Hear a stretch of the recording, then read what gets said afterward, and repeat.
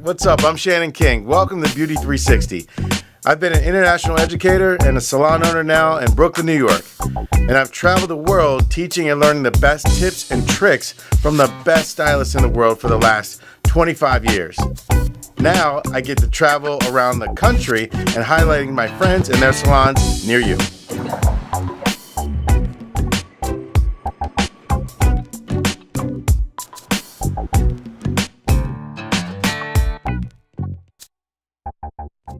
I could have gone and bought a clip or a brooch to put in her hair to add some pizzazz, but today we're going to add in these fancy what you guys wasn't apricot.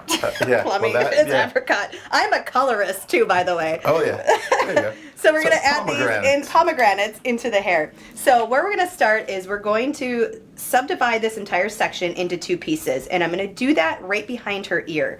I'm not going to start this up any further than that because I don't want to see the beading up here. Right. So I'm going to take this and I'm going to separate it in between both of my hands, so it's going to be in both sections.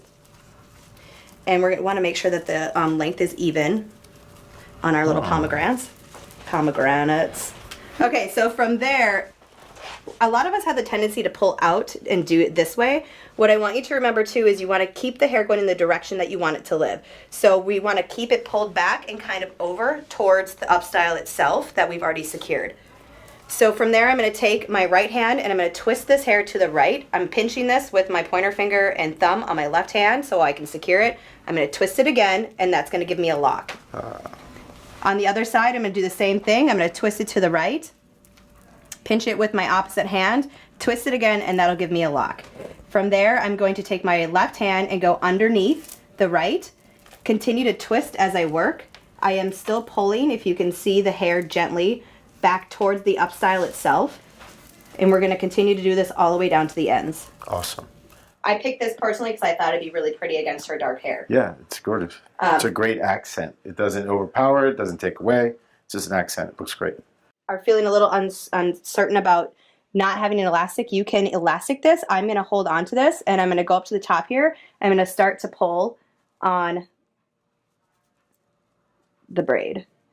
So you want to make sure that you pull the hair and not the ribbon, or does it matter? That's a great question. So I'm just pulling the hair. If the ribbon gets in with that, that's okay. Okay. You know what's cool about this, Kitty, is that it's much more of a relaxed flow as far as the way that you're putting your hair up and the way that you're styling it. Because I mean, when I first got into like long hair dressing, everything was like to the head. Yes. It was very tight. You weren't this far away from your work. You were actually really, really tight, very, very close. So it's changed. You know, it's definitely evolved. And that's a great point too. Again, with being on top of your work, a lot of times in upstyling, we tend to be right on top of our work, and we don't take the time to step back and look at it until we're done, and we've sprayed that hurricane hairspray on it, and it's not moving. So it's always good to stop and take a step back and have a look at what you've done before you do your finished hairspray. So that way you can alter it and move it where you want it to go. Yeah, I noticed you even moving away from her and using the mirror, because that creates some distance, and it's a great way to, you know, get another perspective as well. Yeah. So what's next? So you're probably wondering why we did all of that curling and setting here. So what I want this again to be very organic. So I want to have some volume here and I don't want that slick back look like you just mentioned. So all that work we did by putting the set in there, it's going to really come into play when I can pull this out, and it's going to find itself more of an organic way to lay as I start to drape the beading. And don't be afraid to pull on this, just to kind of get some of that volume to come out of it. So I'm going to drape this over the top of my my current bun that we've created in the back, and I'm going to start to secure it with pins, and then I'm going to come back and I'm going to zigzag this across to the opposite side. Thank you. Secure it in, get through the ribbon. The ribbon doesn't have a lot of give, so you kind of have to work around that. And then we're going to come back and zigzag under. Thank you. And secure. And so now I'm left with an end, and I'm just going to pin that end in where it's living and get it out of the way. From here, I'm going to start to expand this ribbon braid again. That did not make sense. The ribbon, oh, I guess it's a ribbon braid. You got it, yeah. Give you that, thank you. So she's got some little pieces. The ends of the ribbon are kind of hanging out down here.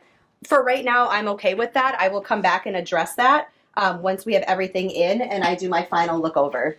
Got it. So moving on to the opposite, to the other side, again, I'm going to use my soft bristle brush, the outside of it, and what I'm looking to do here is just brush out the visible lacing in the hair.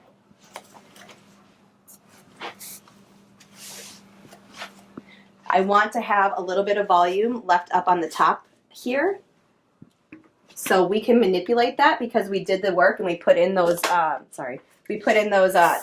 set. So we have the ability to manipulate the hair where it lives without losing the curl. That is a really important part to why I did that set, is so that I can come in and manipulate this and get that wave in there still if I want it. And if I don't want it, I don't have to have it. And I'm now doing that all the way to the ends. So left under right, and I'm twisting while I'm moving down the hair. Okay, so from here, now that I've reached the end, I'm going to start to pull out and just kind of loosen up the front here. That's great. Just to give her some volume. You put in all that work with that set, so now you're starting to see it come to life, and why you put that work in there. So from here, you want to really step back and take a look at her profile in the mirror. So it looks great if you're standing behind her, but she's a little flat if you look at her side profile. So what we're going to do, and this is where you can really have some fun with this, is you can just come in and really start pulling out pieces of hair and rouging that rope braid and making it bigger and creating more volume that's going to come out towards yourself. That looks a lot better. So, and she's kind of lagging down in here, so what I'm going to do is I'm going to take a clothespin and I'm actually just going to cinch up a piece of this and push it in, and I'm going to push it up towards the top of her head. Does that hurt?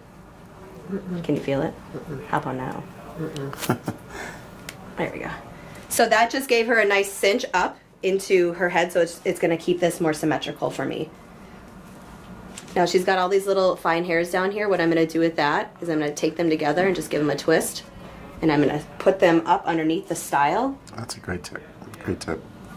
Having your client look left to right, because we can sit and look at them through the mirror and see their profile, but it looks different when you're looking at them and they look from left to right. So I'm going to have you look to the left, and I can see her side profile. I think that looks beautiful. Now I'm going to have you look to the right. And so she's got a little bit of a bubble here that I'm not happy with, so I'm going to have you look straight again. And all I'm going to do is that I'm actually going to take a open pin, so a hairpin. Let's see the difference in those. So we have a clothespin and an open pin, a bobby pin and a hairpin. Right. So with this, what I'm going to do is I'm just going to take one of the arms on this and bend it backwards. So what that's going to do for me is this now creates an anchor. So a lot of times when we use open pins, they fall out of the hair. Whether you're a hairstylist or you're a consumer, they fall out of the hair and they're everywhere. So by putting this back and creating a little hook, it's going to keep it in the hair. So I'm going to take this and just put it into the hair, push it in, and you won't see it again, and it'll stay in there until you pull it out. Disappears. Voila. Voila. All right, so I'm pretty happy with this. I think it looks beautiful. All right, so look, let's take a look at this beautiful finished look. This looks amazing. And her hair is what, 31 inches long? 31 inches long. To get all of her hair up and to make it look like this is incredible. And it only took you 20 minutes. Yeah. I mean, this would have taken me 20 days normally to get this up. And probably 3 more people. Probably. You know? Scaffolding, the whole deal. So, yes, octopus arms. Exactly. It's gorgeous. So do you feel like this is really, this is the trend, you know, for long hair dressing right now? Because, I mean, this is amazing looking. Yeah, so what we're seeing is we're adding in things to the hair rather than doing brooches and clips and those kind of things. Now, those things are still great to do, but we're really, what was the big music festival out in California that just happened? Coachella. So that was a huge thing with Coachella as well. Even on non-updo hair, was adding in beads and that kind of stuff into the hair, into their braids and so on, to create just a different look. Yeah, the festival hair trend. Yeah, it was really cool. This is a play on festival hair, but it's for wedding or bridal hair or prom. It's beautiful. You killed it. Yes. Nice. I love it. There you have it. Make sure you come and see Katie anytime you can. Come and see her here at Sola. salon studios, and you can walk out with this amazing look and get the tips too. Also come to you for color. She's a whiz at color, so make sure you come and see her for that as well. What do you think, Abby? This looks beautiful. I love it. I think it's really fancy. You know, I'm not really a fancy person, but I love the updo. I'm gonna rock it. You run it. I love Katie because she's just an educator. She really cares about her clients and knows different styles. I mean, for me, I'm Korean, and so sometimes I'm like, you need to know Asian people hair. You know, when you go to the hairstylist, like for me, it's not like a blonde girl or even anyone else. And so for me, I think she really takes time to know my hair, know me, and know my style. And she's really educated. She's not just a person I can go to and say, I want a haircut, and she's like just gonna trim it. She really takes time to know about everything, every product, everything about any type of hair, and it's an experience coming to her. It's not just going to get a haircut. I feel like it's a day off for my kid, a day off for my husband, and it's almost like a spa day for me. Yeah, Katie's Oasis. Katie's Oasis. Yeah, right. And you don't always get that when you're going just to like the big box stores. When you're going to sit and you're sitting next to the lady and you're hearing her stories. I don't care about her stories. I like the experience. So. That's awesome, and she does amazing work. She does amazing work.